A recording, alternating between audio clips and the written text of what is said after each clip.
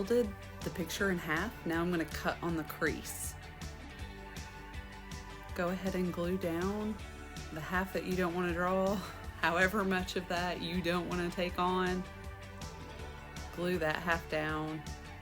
I don't suggest Elmer's glue that's liquid because it wrinkles it really badly. If you've got rubber cement, that actually works really well too.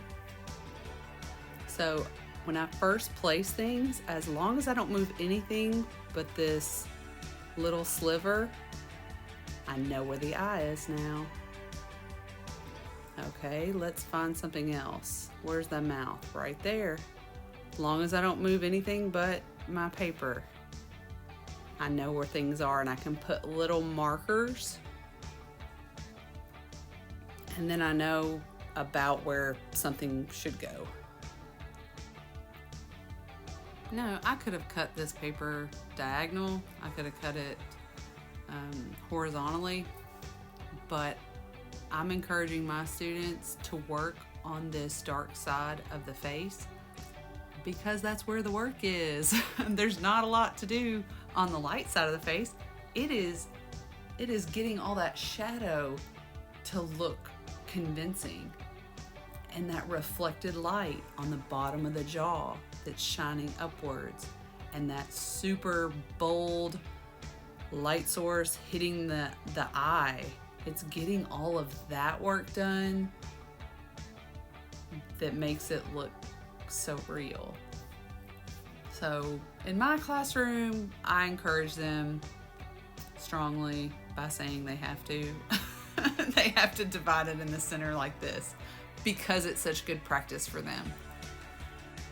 And after doing this project as this kind of entry into portraiture, it's often that I see a huge growth spurt in my students artistically because it does fuse it all together without overwhelming them. So hopefully those are good tips for you guys too.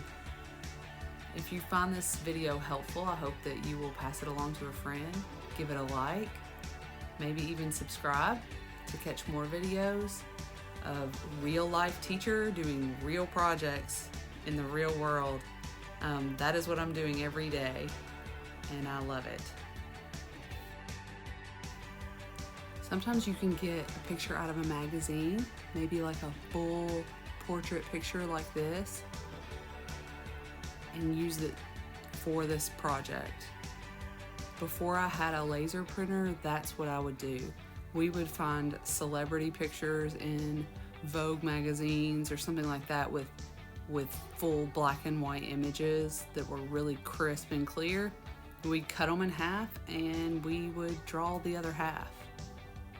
And we would shade it and work on it until we got the illusion that there was no seam. So our goal here is seamlessness. We want to create an illusion that people can't really tell which side was drawn and which side is the photograph. Keep squinting to see value. I put the reference here for you guys so that you would see what I'm looking at this whole time. Almost anticipating, okay, is she gonna notice that? What is she gonna do? Okay, there's this light part under the eye that looks like almost a little window, like an oval of window of light that goes from his cheekbone up to his eyebrow.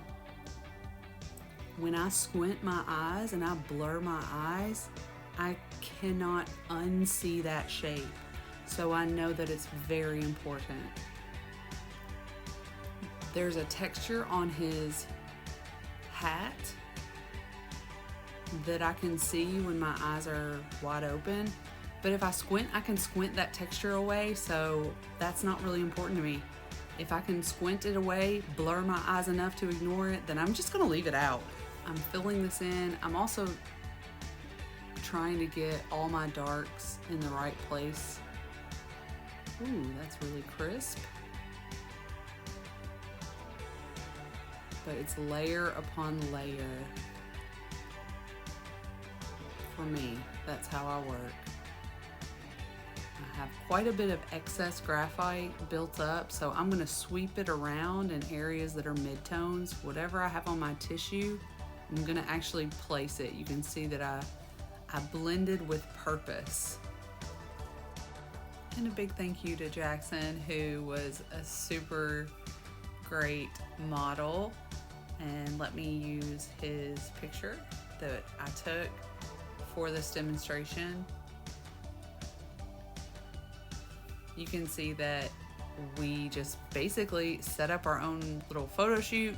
It took 60 seconds maybe to get this picture with a single light source. So